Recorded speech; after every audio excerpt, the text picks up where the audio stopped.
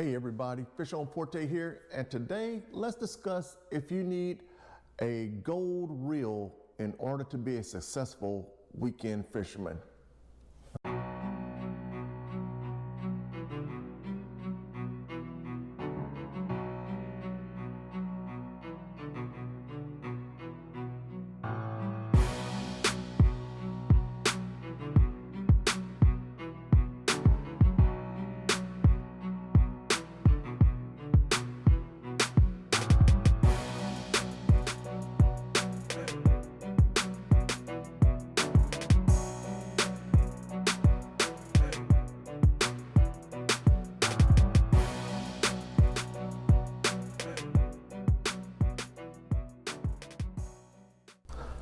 Hey guys, I know plenty of you out there have seen all these guys with the fancy reels, the Abbots, the Tiagras, the Penn Internationals, the Macaras, you name it. Now the thing is, do you really need those type of reels to be a successful weekend warrior when it comes to offshore fishing? And the answer to that is no, not at all. I've been rocking these TLD 50s for years, and I have caught so many different fish on these things, and all it depends on is the line capacity, the drag, and things of that nature. Now, will those gold reels and stuff last longer? Maybe. It all depends on how you take care of your equipment, and they do look great, but you don't need that in order to be a successful weekend warrior. And the cost savings can help you buy other things that you need to go offshore fishing with.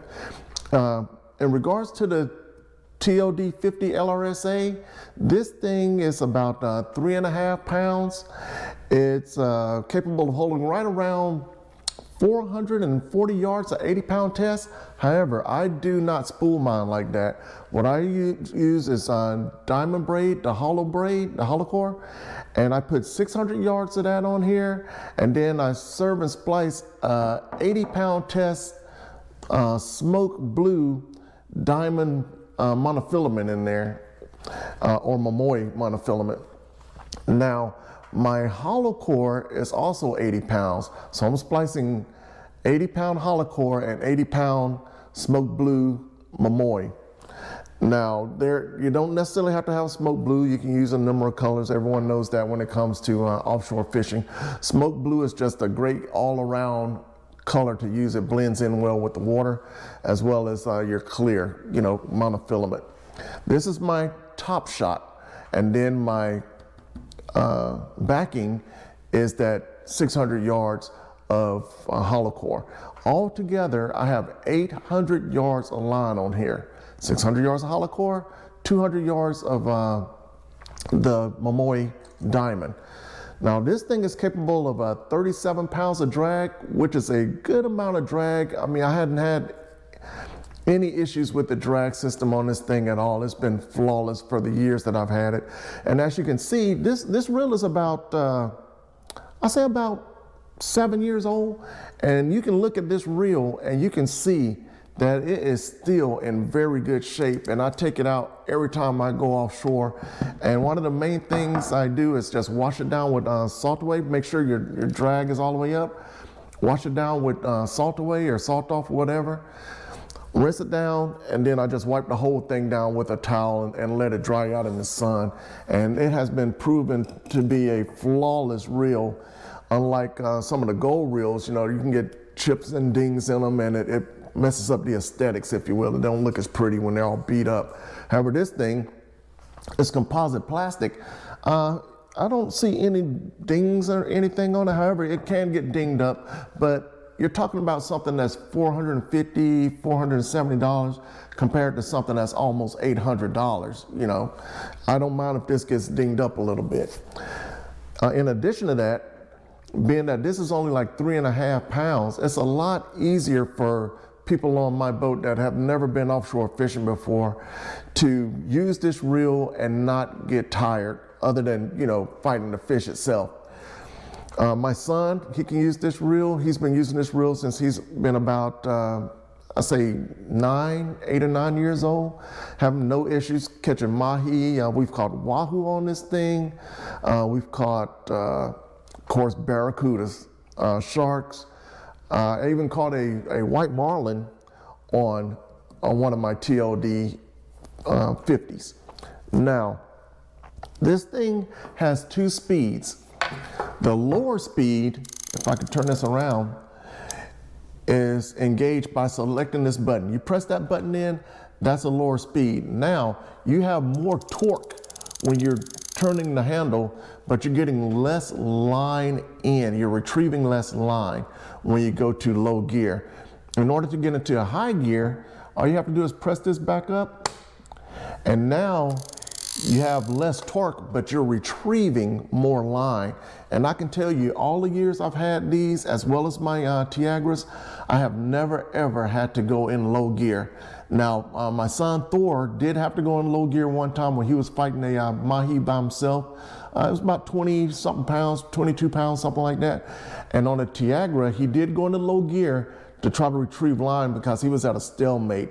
But once he got the fish closer to the boat, he was able to do the same thing on the Tiagra, pop that reel back into high gear and get that fish in the boat. Beautiful catch too, you know, very nice mahi. This, you can do the same thing. Now, the LRS, they had some problems before with the base of them cracking or breaking. I have 5 or 6 of these, and I hadn't had either one of them break on anything. And before I even got my Tiagras, I was using this as a planer reel, and using up to a number 8 planer, it was working fine. I didn't have any serious line creep or anything like that, but I did get something beefier, if you will, with the Tiagra to help out, because I didn't want to strip out the drags on these. Like I said, I've had these a while, and I hadn't had any of them serviced yet, other than me wiping them down and using a salt away on them. One thing about that too, when you wipe them down or whatever, make sure your drag is all the way up, your lever drag is all the way up like that, so water doesn't intrude inside the casing, because you don't want your drags or anything like that to get messed up. But that's the TLD 50 in a nutshell. You do not need the high-end reels in order to get started in offshore fishing. Do they look pretty? Yes. Will you eventually, get something like that? Maybe. But I even seen these on charter boats, like big sport fishers. I've seen the TLDs out there. They're just a proven reel. Now, there are other reels out there too. There's Penn that started making the composite material reels. Even before this, I had the Penn Squall 60 LDs, and I caught wahoos on those. I wouldn't put a planer on it, but I've caught wahoos on those. I caught nice mahi on those and everything. So other companies are starting to make composite reels, but Shimano has been doing this for a long time. I don't know when they first started making the composite reel like this, but it is cost effective if you're just getting started in the game to get this reel. For my rod, I just went with simple rods. I don't have to have all these special made rods, all these, $400 or $500 rods. This rod, I think, cost me maybe $200, and this is a Star Rod 3080. It's got the roller guides on the last one and on the tip, and these are awesome. I do have some 2050 rods as well that I use for those Penn 60 squalls that I was telling you about, and these rods have stood up to the test of time. I mean, I just keep them clean, and we rock and roll. And this whole setup is what, let's just say this reel is 450, 200, so that's 650. And then let's just say maybe, I don't know, 150 maybe for the braid and the top shot. So we're looking at 650, 150, so right around $800, for this setup. $800 will barely get you a Tiagra 50 LRS.